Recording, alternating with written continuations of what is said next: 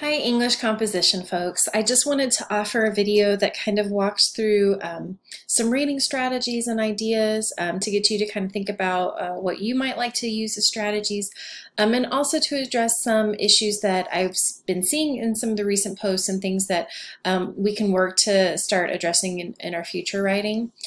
So the first thing I want us to think about is that we have reading that's going to be due essentially every week.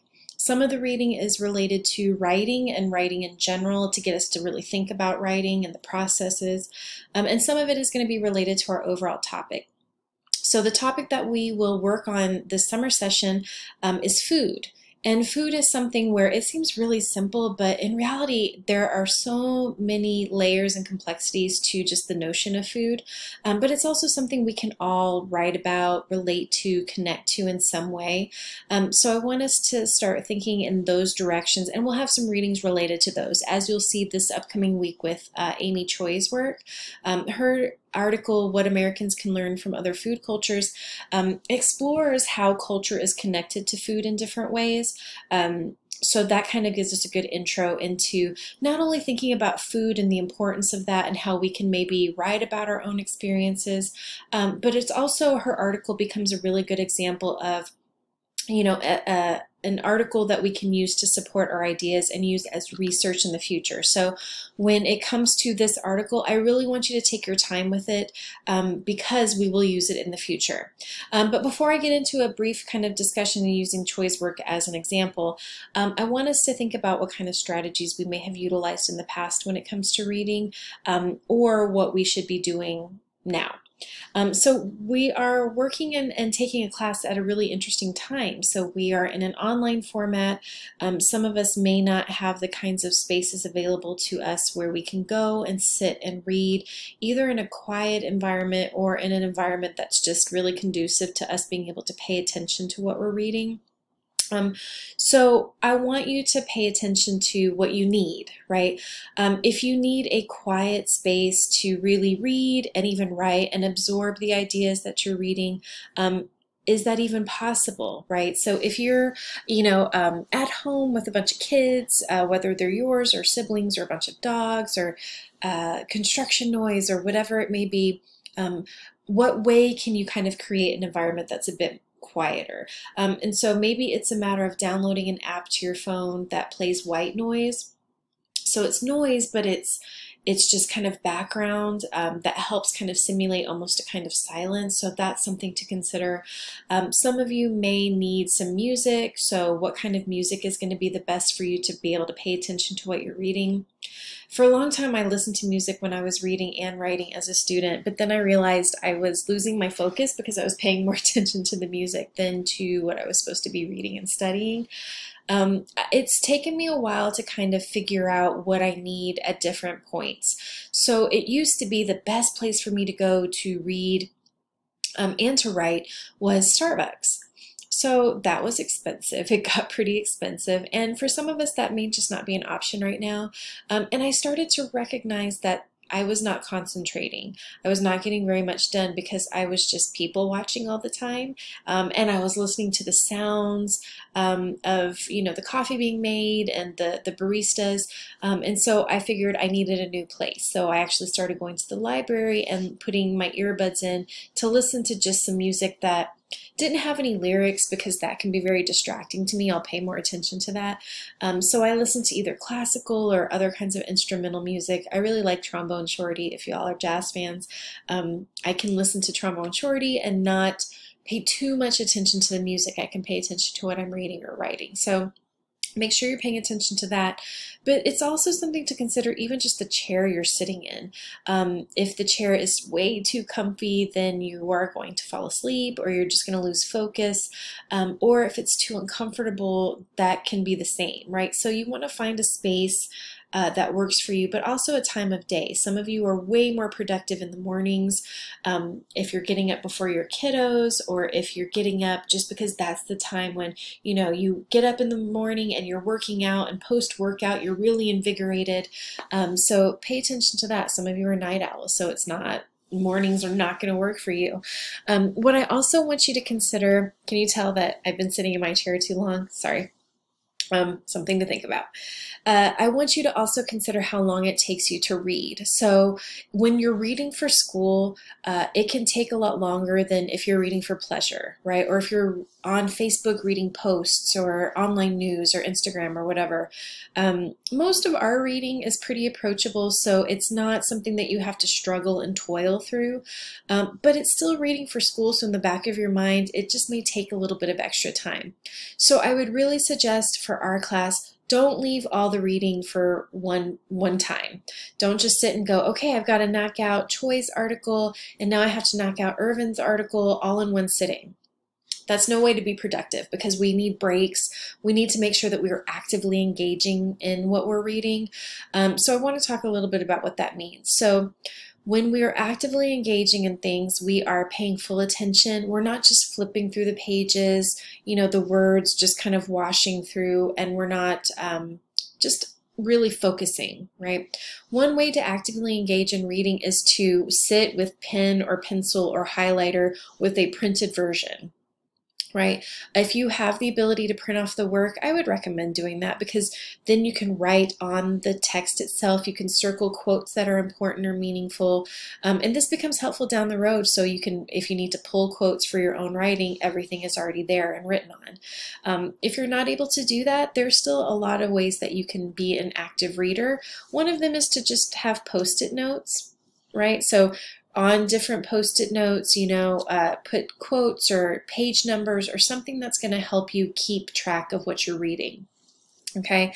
Another way is in a face-to-face course, I often require students to have a reading notebook. And that's just a notebook that you sit with, and as you're going through your reading, you're writing your notes, you're summarizing ideas, you're noting page numbers, you're noting any questions that you have with the reading. This really pushes us to engage and to remember what we're reading instead of having to read things several times to find that quote we thought was important or to make sure we're understanding ideas. Don't do the work 2 or 3 times. That's a waste of your time and energy. Just do it once, but do it effectively. Okay, so I have Choi's work right here that I want to pull up. Because her article is really useful, and it's not a really complex read. It's something we can all kind of relate to.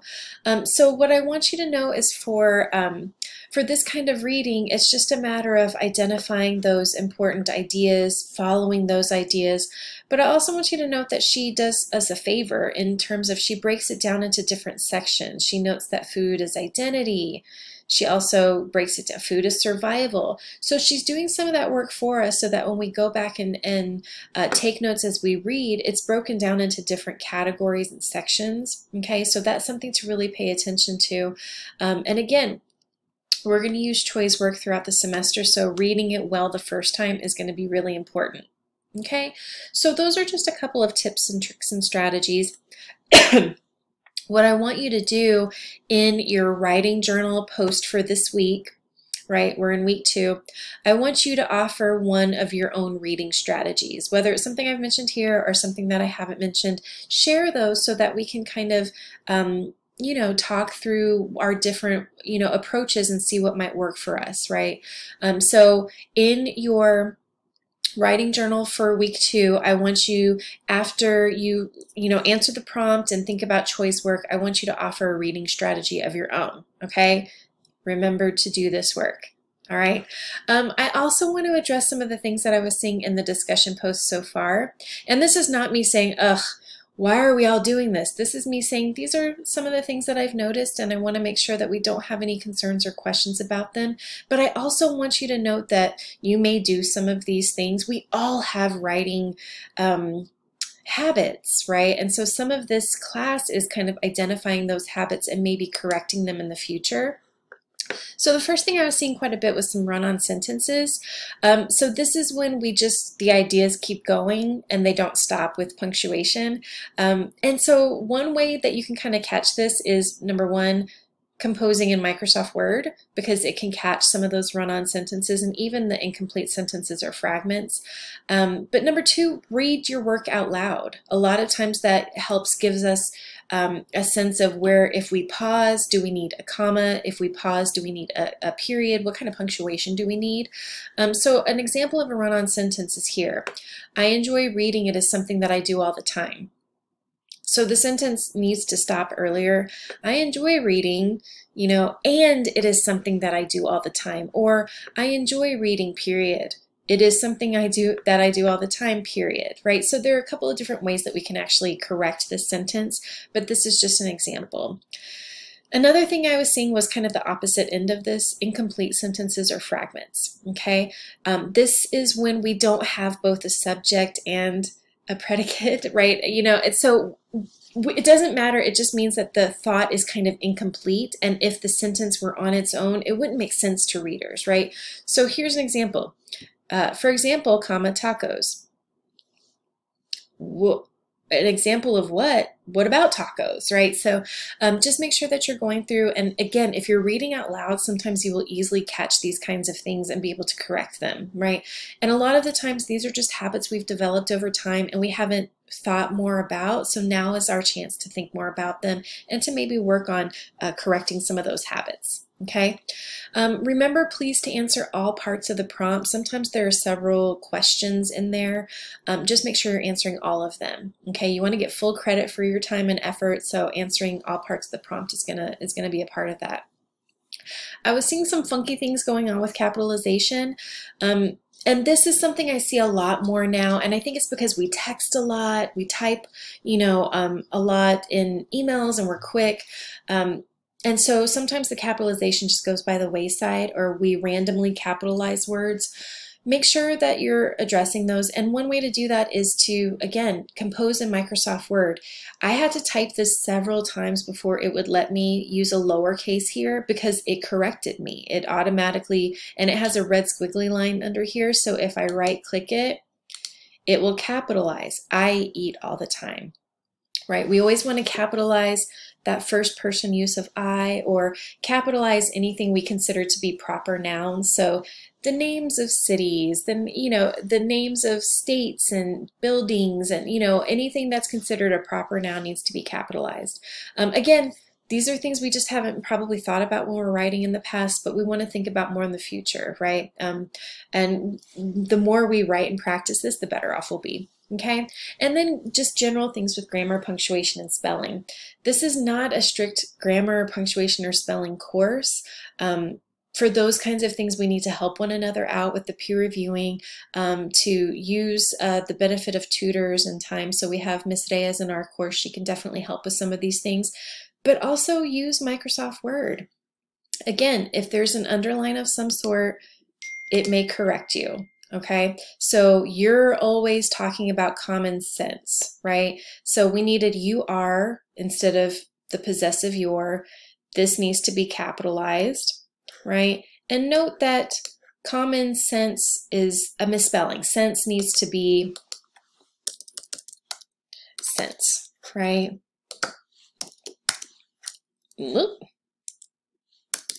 So you're always talking about common sense. Always punctuation. Okay, so just little things here and there. I am really not trying to nitpick. This is not a grammar, punctuation, spelling class.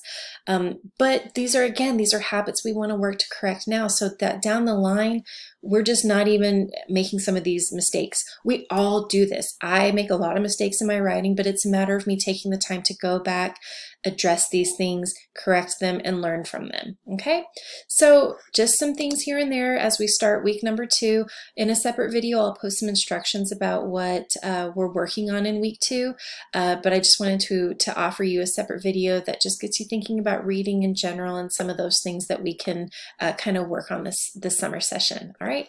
Okay, thanks.